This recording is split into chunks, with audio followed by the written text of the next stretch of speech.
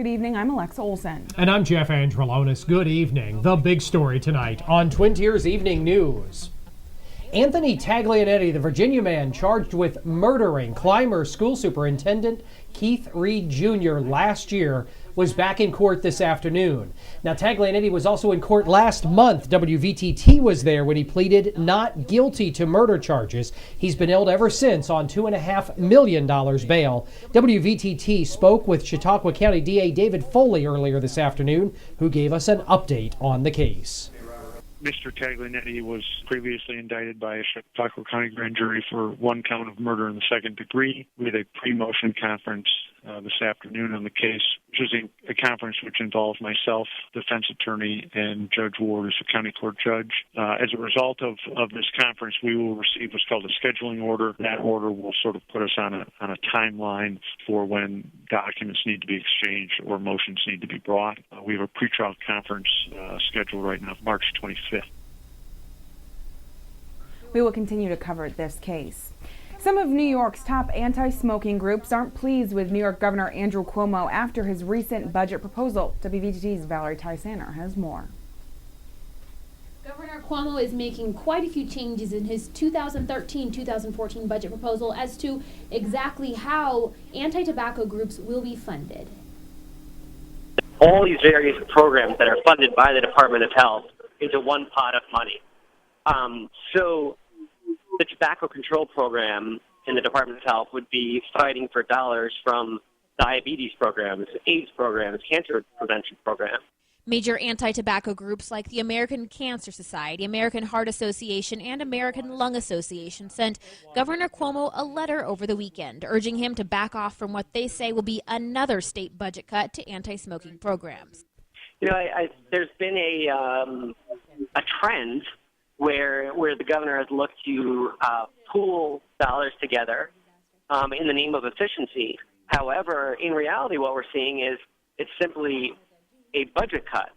The groups say already successful programs will have to compete for fewer resources, likely causing higher smoking rates in New York. 25,000 New Yorkers are going to die this year from tobacco-related disease. So this is a problem that continues, and we should be investing more dollars in tobacco control, not less. In the past, the amount of money spent on each program was clearly laid out before the legislature. This proposal would take away that transparency and would just throw it into these pots of money where organizations would have to compete with each other for these dollars, which are going to be funded at smaller levels than they have been in the past. And these groups are saying that you need to call on your legislators from Western New York if you would like these changes not to occur. Tell them that you want Governor Cuomo to keep the way that these groups are funded the same as they were this last year. In the WVTT Digital Newsroom, I'm Valerie Tysaner. Back to you in the studio. Thanks, Valerie. Now, if you want to weigh in on this issue, go to our Facebook page and comment or like some statuses. That's facebook.com/WVTT News. Well, next month is the start of the Heart Health Month in this country. The month is symbolized by the color red and can be most identified with the red dress symbol. Heart health advocates are pushing for people to become healthier and reduce their stress.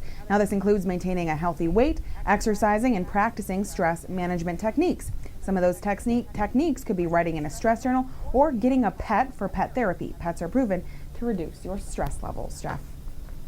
Congress is working on a plan to boost manufacturing in this country. Local Congressman Tom Reed is part of a newly formed bipartisan caucus with a Democrat, Tim Ryan of Ohio.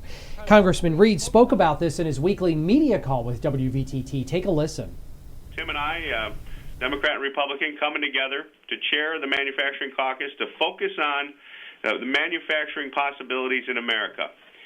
We are going to work together to try to identify how we can create that manufacturing renaissance that I believe we can do in America so that we are building things in America and making them in America again.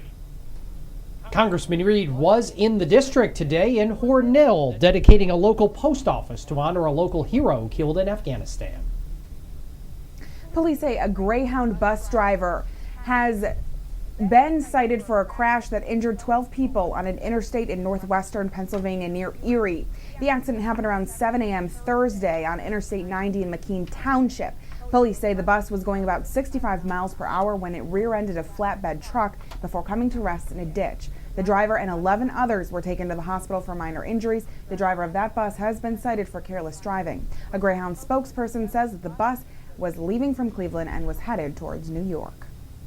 Here in the Twin Tiers, weather has been a concern for drivers. The slushy conditions and the thick layer of ice meant that driving was particularly difficult this morning. Now, investigators believe weather could be to blame for a deadly accident that happened this morning on the Seneca Reservation. The accident happened along Route 5 near the border of Erie and Chautauqua counties. According to authorities, a vehicle crossed the center line and crashed into another car. The driver of one of those cars was pronounced dead at the scene, and an investigation is pending. In Bradford, an accident. This one on Route 219 south near Bradford. A car hit a patch of ice and spun off the road. A WVTT tipster snapped a picture. Hopefully we'll be able to get that later on this afternoon. If you see news happening, email us a picture, send us some video. We'll be glad to use that footage in our newscasts. Alexa? A crash on Constitution Ave in Olean Saturday morning was the result of a man impaired by a health condition, according to police. Now, police say 61-year-old Larry Holly crashed into a fire hydrant and utility pole before running into a building owned by SciTech. Holly was semi-conscious when police arrived on the scene. And another crash over the weekend, this one happening in Portland, New York, involving not a vehicle but a snowmobile. A snowmobile hit a house in the southern tier. Charles Schaffer of Portland, New York, was riding his Skidoo northbound on Trail S48 in Sherman. He says his throttle got stuck, and while trying to stop, he was thrown from the snowmobile as it continued across a parking lot and hit a house. No one was injured, and charges are pending. Police in McKean County are looking for information regarding a break-in. According to a report, at least 2 people are thought to have broken into the former Taylor and Robbins gun shop, making off with 50 firearms. The total value of those guns is around $75,000. If you have any information regarding this incident, you're urged to call McKean County Police. Some new security measures for a school near Buffalo. The school district already has some pretty useful security systems in place already. The school has numbered its windows so that when first responders arrive on scene, they'll be able to identify what floor and what section of the school needs attention. The Lancaster School District says it also is installing a buzzer system to alert the main office whenever the main door is open. The district will also install a card swipe system for the front door. They say the new system was already on the books long before the Newtown tragedy, but now there's more urgency to get it in place quickly. Still to come on Twin Tiers Evening News, our first look at weather, also our global news update, and we'll tell you how the stock markets did, the WVTT Wall Street wrap-up when we come back on News Channel 25 WVTT.